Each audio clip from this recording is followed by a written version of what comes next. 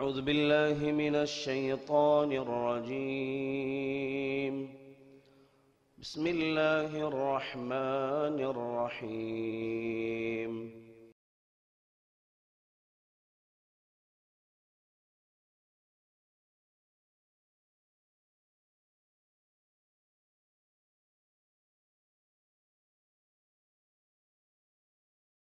بسم الله الرحمن الرحيم.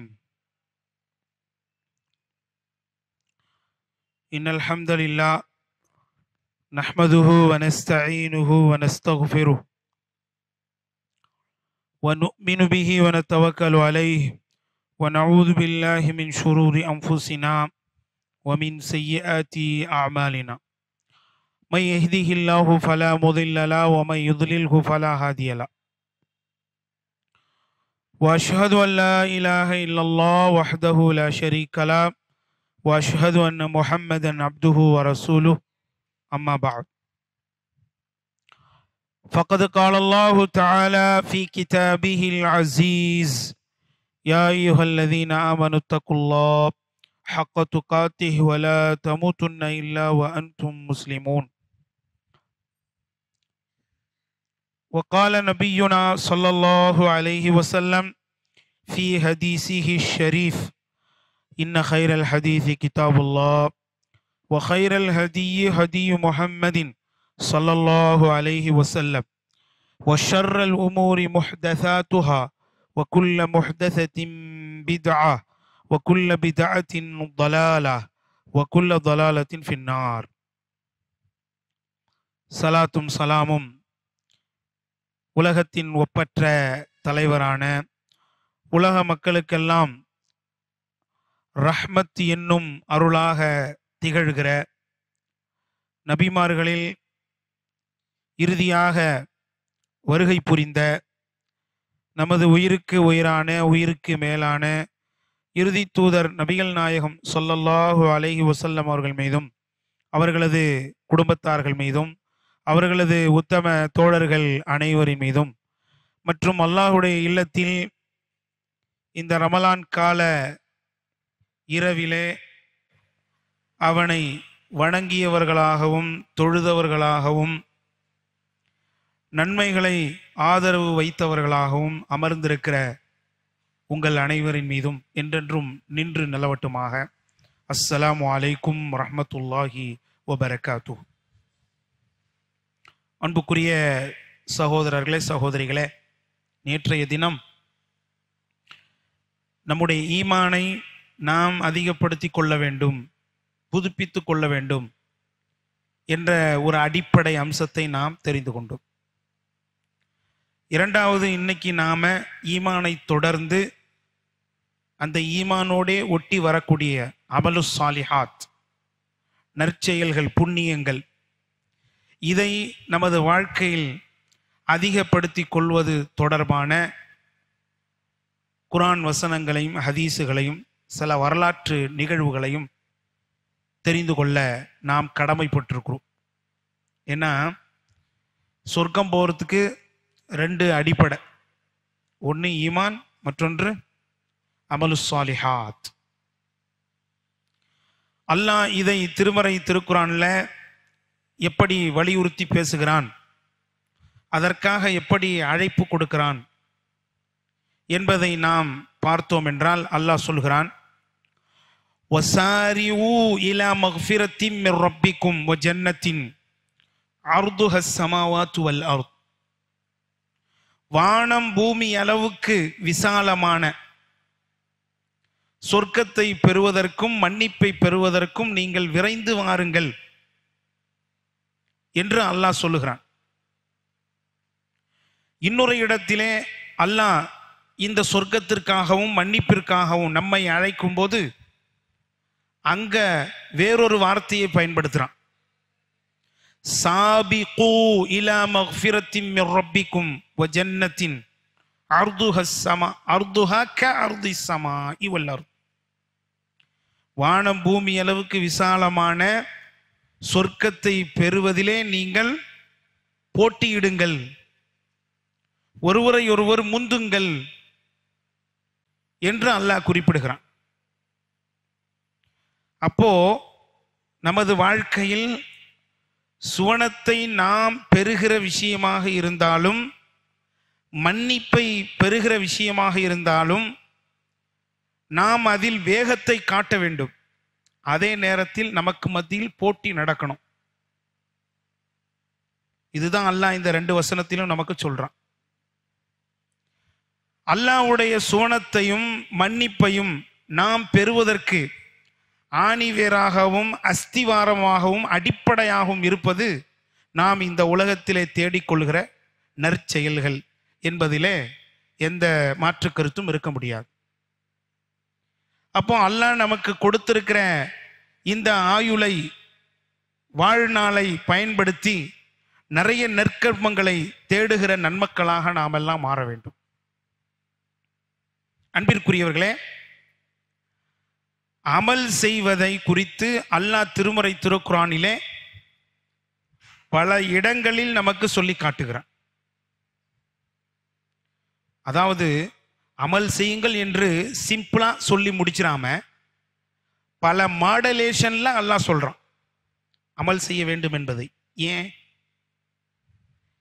அல்லாஹ் பல மாடலேஷன்ல நமக்கு சொல்லி காட்டுறான் அப்படின்னா, ஏதாவது ஒரு வரி எனது அடியானின் உள்ளத்தை தொட்டு விடாதா, எனது அடியானின் உள்ளத்தை மாற்றி விடாதா என்று ரப்புல் ஆலமீன் எதிர்பார்த்துதான் இபாதத்துகளை, வணக்க வழிபாடுகளை வலியுறுத்தி பல மாடலேஷன்ல நம்ம கிட்ட சொல்றான். அல்லாஹ் சொல்வதை பாருங்கள். ஃபமன் கான யர்ஜூ லிகா ரப்பிஹி ஃபல்யஅமல் அமலன் ஸாலிஹா. யார் உங்களில் அல்லாஹ்வை சந்திக்க வேண்டும் என்று நம்பி இருக்கிறாரோ, எதிர்பார்க்கிறாரோ, அவர் சாலிகான அமல்களை செய்யட்டும் என்று குறிப்பிடுகிறான். அன்பிற்குரியவர்களே, நாமெல்லாம் மறுமை நம்பிக்கை உள்ளவர்கள். மரணத்திற்கு பிறகு ஒரு வாழ்க்கை இருக்கு என்று ஏற்றுக்கொண்டவர்கள். அப்படித்தானே? மரணத்திற்கு பிறகு ஒரு வாழ்க்கை இருக்கா இல்லையா என்பதிலே உலகம் வேண்டுமானால் சந்தேகத்தில் இருக்கலாம். ஆனால் நாம் அந்த வாழ்க்கையை நம்பியவர்கள். அப்படி நம்முடைய உள்ளத்திலே அந்த நம்பிக்கை ஆழமாகவும் அழுத்தமாகவும் இருக்கிறது என்றால் அதனுடைய வெளிப்பாடாக நம்மகிட்ட என்ன ஏற்படணும்? அமலு சாலிஹாத், நற்செயல்கள் ஏற்படணும். இதுதான் அல்லாஹ் இந்த வசனத்துல குறிப்பிடுகிறான். وَمَنْ جَاهَدَ فَإِنَّمَا يُجَاهِدُ لِنَفْسِهِ إِنَّ اللَّهَ لَغَنِيٌّ عَنِ الْعَالَمِينَ.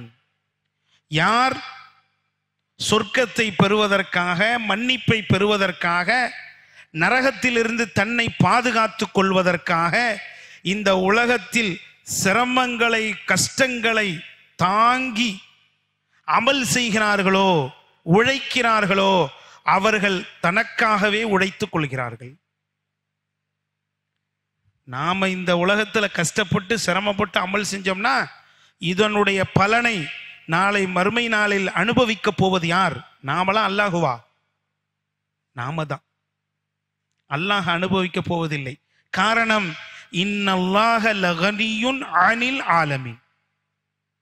அகிலத்தாரின் அனைவரின் தேவையிலிருந்தும் அல்லாஹ் விலகியவன். உலகத்தில் உள்ள எல்லா மக்களும் அல்லாஹுவை ஏற்றுக்கொண்டு அவனை வணங்கிக் கொண்டே இருந்தாலும் அல்லாஹ்வுடைய அந்தஸ்துல கொஞ்சம் கூடிவிட போவதில்லை.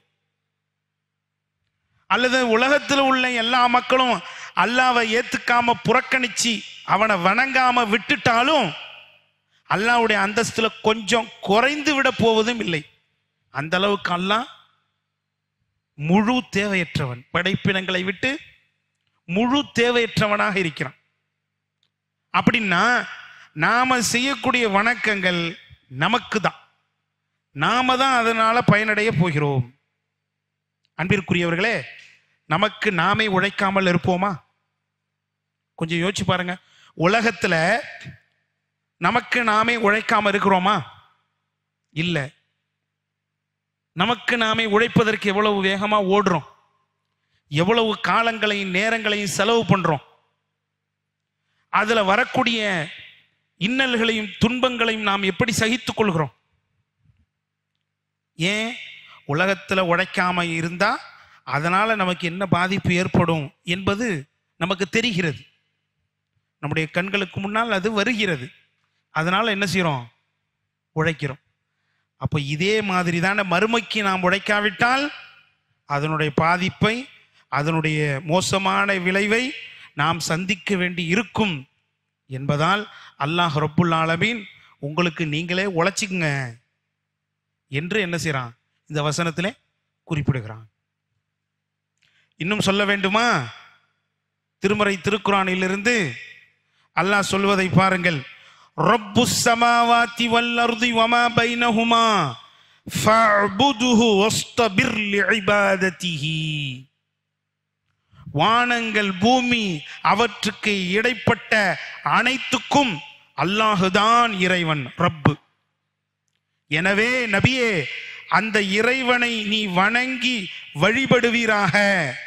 அவனை வணங்குவதில் ஏற்படும் சிரமங்களை நீர் சகித்துக் கொள்வீராக, பொறுத்து கொள்வீராக என்று அல்லாஹ் நபிக்கு சொல்கிறான். சுப்ஹானல்லாஹ்.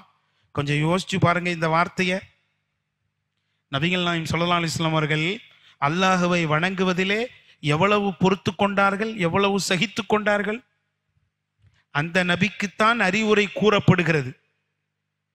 இந்த அறிவுரை என்னமோ அவங்களுக்கு சொன்ன மாதிரி தெரியல, நமக்கு சொன்ன மாதிரி தான் தெரியுது. நபிக்கு சொல்வதன் மூலம் அல்லாஹ் யாருக்கு சொல்றான்? நமக்கு தான் சொல்றான். வணங்குறதுல சிரமங்கள், கஷ்டங்கள் ஏற்படும். நீண்ட நேரம் நின்று தொழ வேண்டும் என்றால் நம்முடைய கால்கள் என்ன செய்யும்? வலிக்கும். அப்படி வலிக்கும் போது இது அல்லாஹ்வுக்காக, இது சொர்க்கத்துக்காக, இது நரகத்திலிருந்து பாதுகாப்புக்காக, இது அல்லாஹ்வுடைய அருளுக்காக அப்படின்னு என்ன செய்யணும்? அதை சகிச்சுக்கணும். கடுமையான குளிர்காலத்திலே நாம் எழுந்து தண்ணீரை தொட்டு உழு செய்வது என்றால் கஷ்டமாக தான் இருக்கும். ஆனாலும் அதை அல்லாஹ்வுக்காக சகித்துக்கணும். கடுமையான கோடை காலத்திலே ஃபேன் இல்லாத நேரம், ஏசி இல்லாத நேரம், கடுமையான வெயில், அந்த நேரத்தில் நின்று தொழுவுறது கசகசன்னு ரொம்ப கஷ்டமாக தான் இருக்கும், சிரமமாக தான் இருக்கும். சில அசௌகரியங்கள் நமக்கு ஏற்படும். அப்படி ஏற்படும் பொழுது இது அல்லாஹ்வுக்காக அப்படின்னு என்ன செய்யணும்?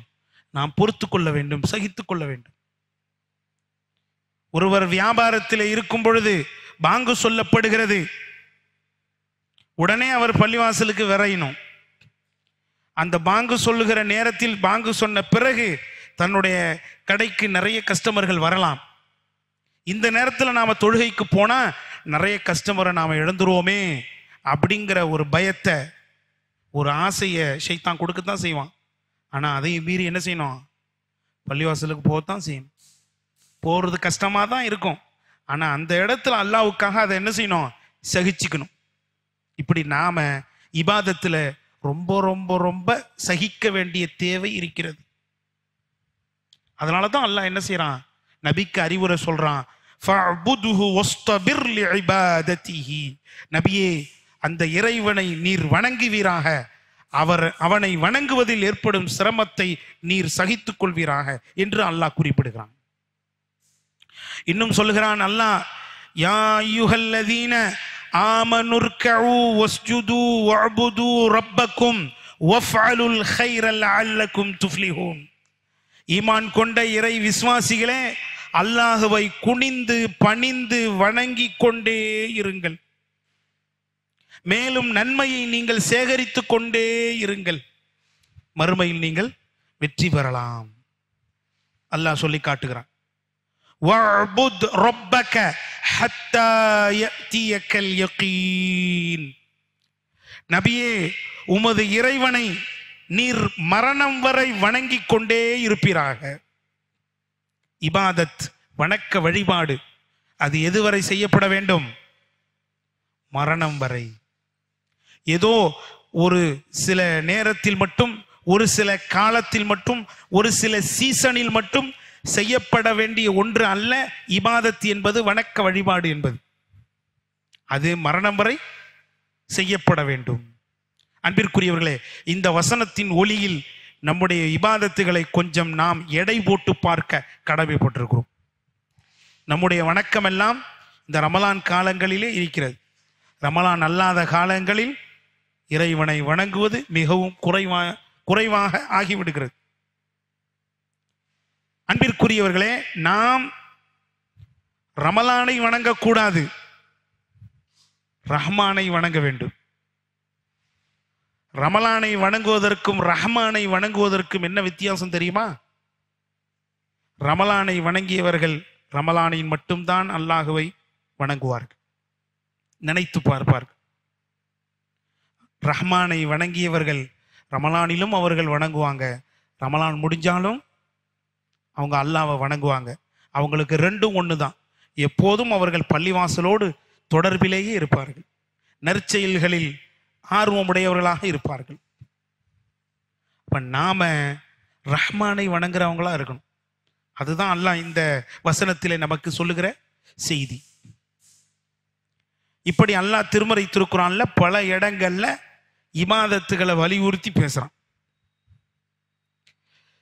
அதே நேரத்தில் இபாதத்தை யாரு செய்யலையோ, வணக்க வழிபாடு யாரு செய்யலையோ அவர்களை அல்லாஹ் கண்டிக்கவும் செய்கிறான். ஆர்வம் விட்டுற மாதிரி கண்டிக்கவும் செய்கிறான். அல்லாஹ் சொல்றான் பாருங்க, வலா தகூனு கல்லதீன நஸுல்லாஹ் ஃபஅன்ஸாஹும் அன்ஃபுஸஹும். அல்லாஹ்வை மறந்தவர்களை போன்று நீங்கள் ஆகிவிடாதீர்கள், அப்புறம் உங்களை நீங்களே மறந்துடுவீங்க, உங்களை நீங்களே மறந்துடுவீங்க அப்படின்னு அல்லாஹ் சொல்றான். அப்படின்னா என்ன அர்த்தம்? தான் எந்த பாதையில போறோம், தான் போவது சரியா இல்லையா, இப்படியே போனா தனக்கு என்ன கிடைக்கும் கிடைக்காது என்பதையெல்லாம் சீர்தூக்கி பார்க்கிற அளவுக்கு அவருக்கு என்ன இருக்காது? சிந்தனை, அறிவு இருக்காது. தன்னையே அவர் மறந்து விடுவார். தன்னை சுய பரிசோதனை அவர் செய்து கொள்ள முடியாது. ஒரு மனுஷன் தன்னையே மறந்துட்டான்னா அவனை திருத்த முடியுமா? அவனுக்கு நல்லதை நாம சொல்ல முடியுமா? அவனுக்கு நேர் வழியை நாம காட்ட முடியுமா? முடியாது. அல்லாஹ்வை மறந்தவர்கள் தன்னையே மறந்தவர்களாக ஆகிவிடுவார்கள். அல்லாஹ் திருக்குரான்ல கண்டிக்கிறான்.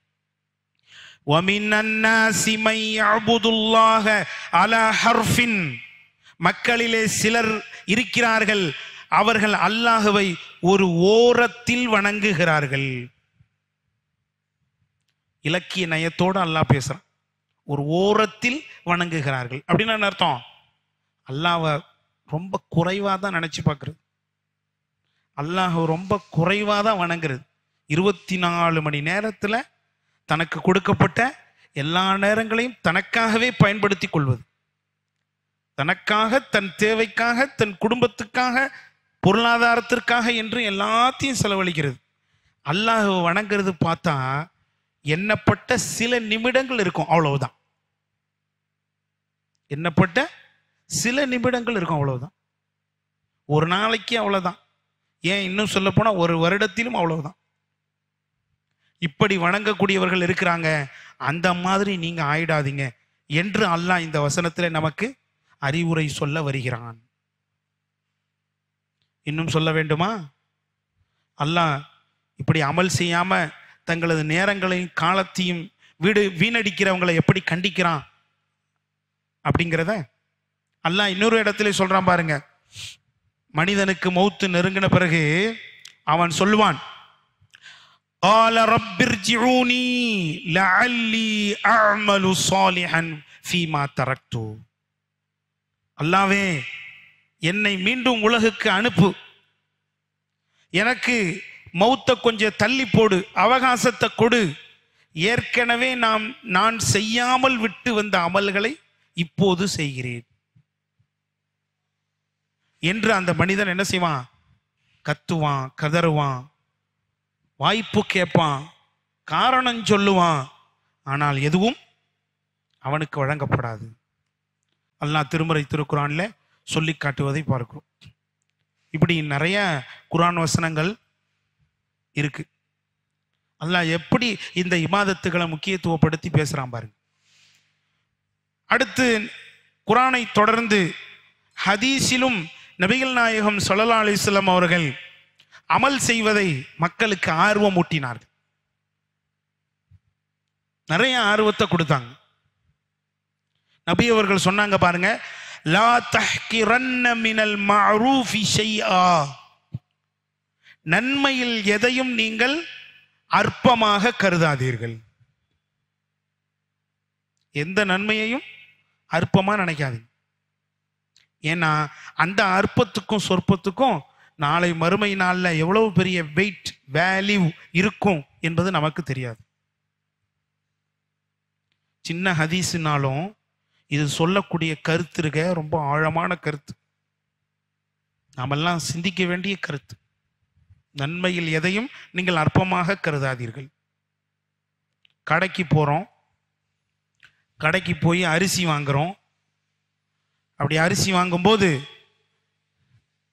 கடைக்காரர் என்ன செய்வாரு, ஒரு தராசு தட்டுல கல்லை போடுவார், இன்னொரு தராசு தட்டுல அரிசியை போடுவார்.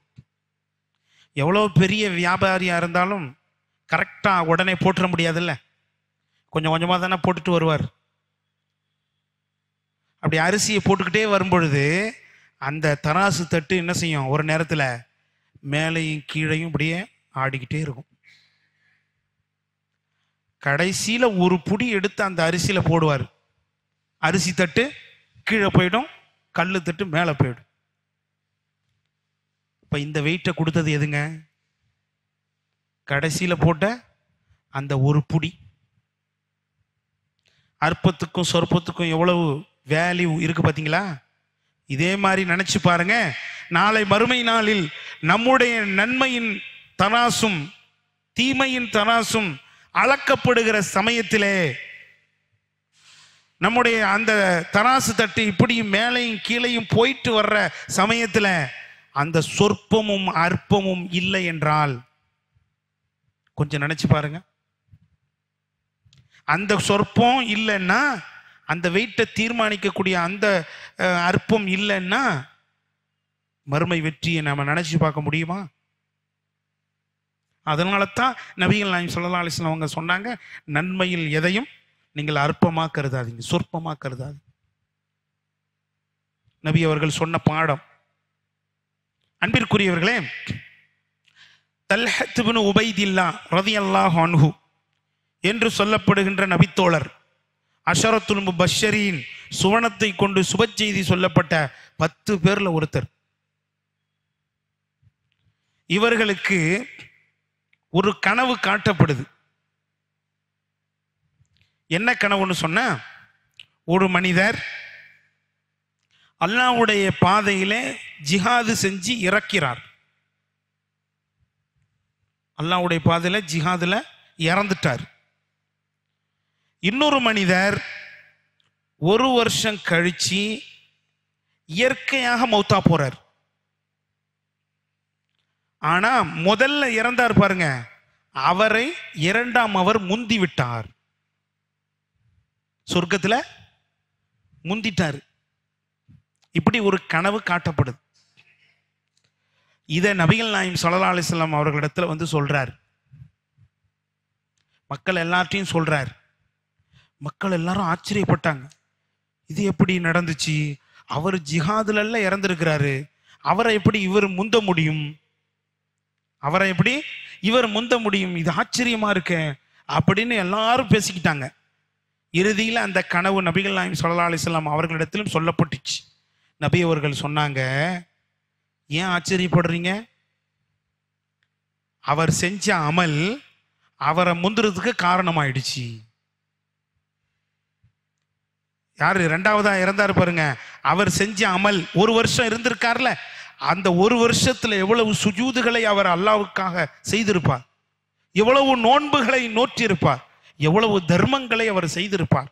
அப்ப இந்த அமல்கள் எல்லாம் அவரை முந்த காரணமா ஆகிவிட்டது என்று நபிகள் நாயகம் ஸல்லல்லாஹு அலைஹி வஸல்லம் அவர்கள் சொல்கிறார்கள் என்றால், அன்பிற்குரியவர்களே, கொஞ்சம் யோசித்து பாருங்கள்.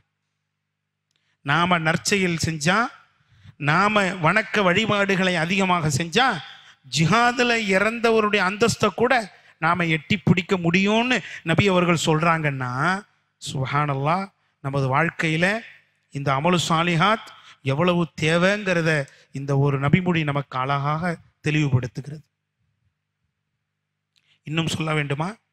நபிகள் நாயகம் ஸல்லல்லாஹு அலைஹி வஸல்லம் அவர்கள் இபாதத்துகளை வலியுறுத்தி ஆர்வமூட்டி எப்படி சொன்னாங்கன்னு முஸ்னத் அஹமது என்ற நபிமொழி தொகுப்புல பதிவு செய்யப்படுது. லவ் அன்ன ரஜுலன் யஹிர்ரு அலா வஜ்ஹிஹி மின் யௌமி உலித இலா யௌமி யமூத் லஹக்கரஹு யௌமல் கியாமா. ஒரு மனிதர் இந்த உலகத்திலே பிறந்த நாள் முதல் இறக்கும் நாள் வரை அல்லாஹுவை முகம் குப்புற கடந்து வணங்கினாலும் தனது அந்த வணக்கத்தை மறுமையில் வந்து அவர் அற்பமாக காண்பார். சுப்ஹானல்லாஹ். தனது அந்த வணக்கத்தை, தனது அந்த வழிபாட்டை அவர் சிறியதாக அற்பமானதாக காண்பார். இன்னும் நான் நிறைய அல்லாஹுவை வணங்கி இருக்க வேண்டுமே அப்படின்னு நினைப்பாராம். ஒரு மனுஷனால முடியுமாங்க?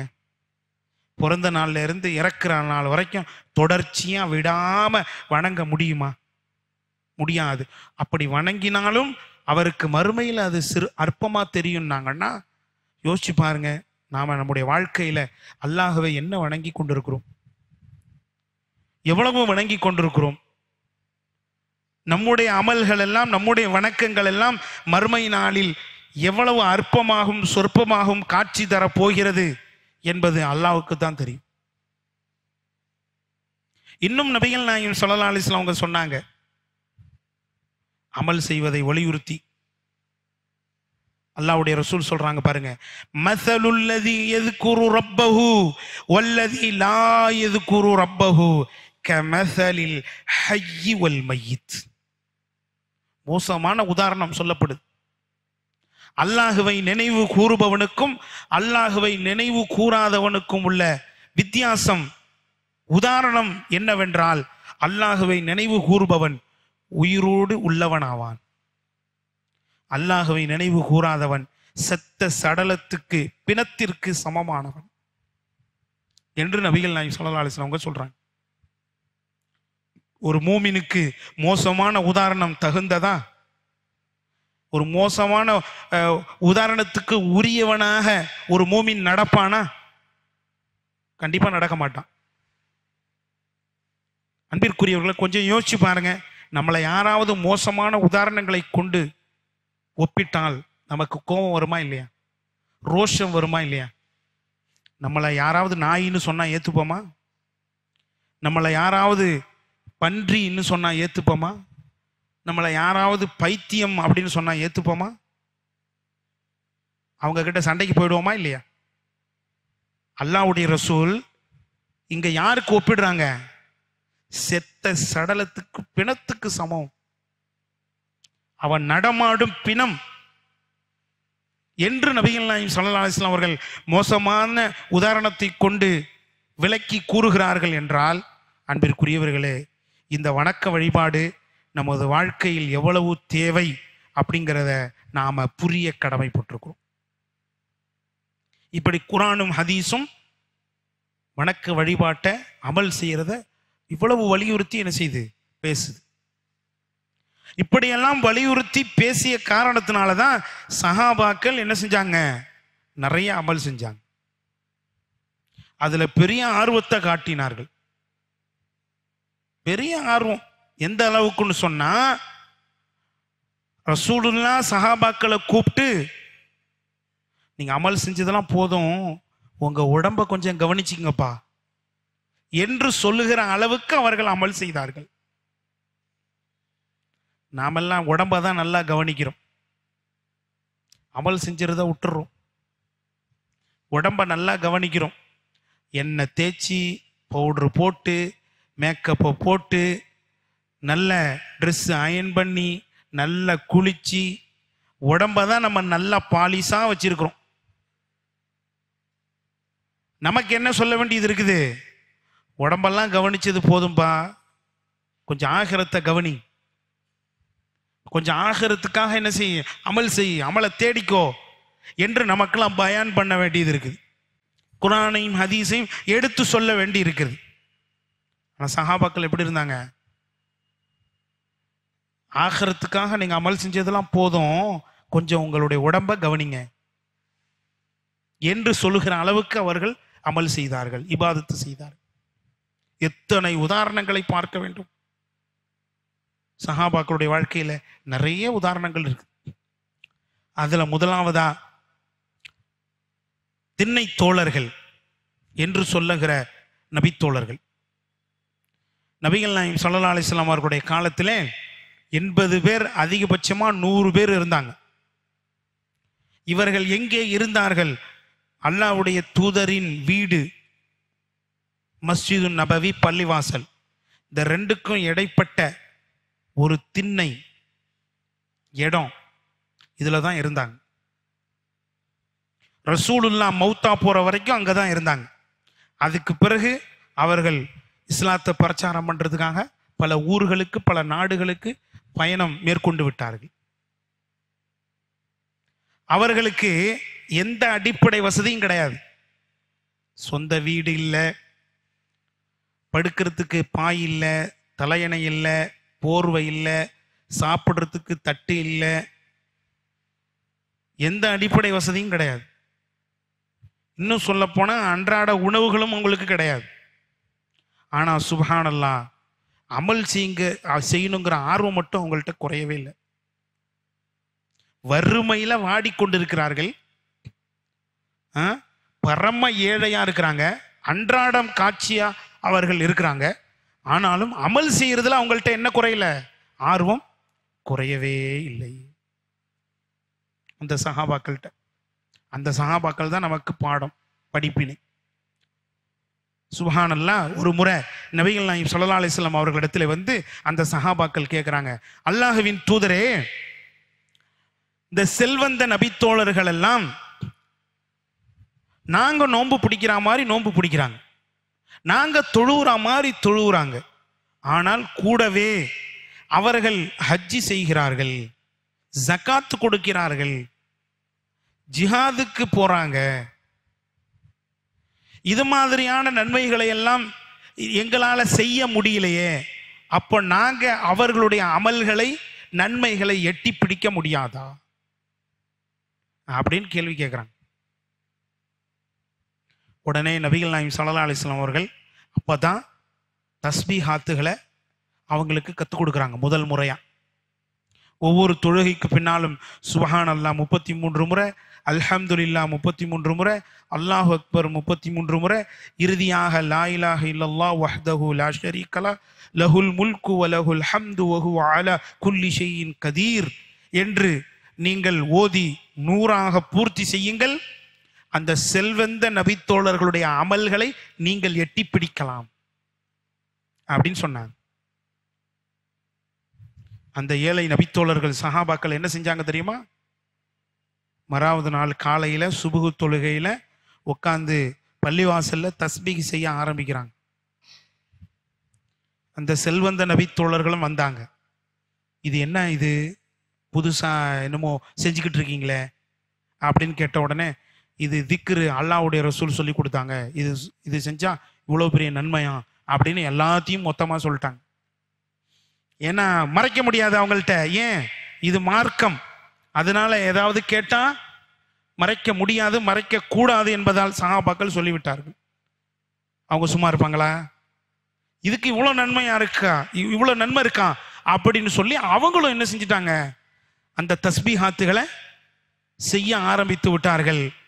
அந்த திண்ணை தோழர்கள் மறுபடியும் அல்லாஹ்வுடைய ரசூலிடத்தில் சென்று முறையிட்டார்கள், அல்லாஹ்வின் தூதரே, நீங்க எங்களுக்கு விசேஷமா ஒரு அமலை கற்றுக் கொடுத்தீங்க, ஆனா அதையும் இந்த செல்வந்த நபித்தோழர்கள் விட்டு வைக்கவில்லை, அதையும் தெரிஞ்சுக்கிட்டாங்க, அதையும் இவங்க செய்யறாங்க யார சொல்லலாம் அப்படின்னா எங்களை விட இன்னும் அவங்களுக்கு நிறைய நன்மைகள் போய் சேருமே, கடைசி வரைக்கும் அவங்கள நாங்க எட்டி பிடிக்க முடியாதா என்று அவர்கள் கவலையோடு ஆர்வத்தோடு கேட்கிற சமயத்தில் நபிகள் நாயகம் ஸல்லல்லாஹு அலைஹி வஸல்லம் அவர்களால் அந்த இடத்தில் ஆறுதல் மட்டும்தான் சொல்ல முடிந்தது.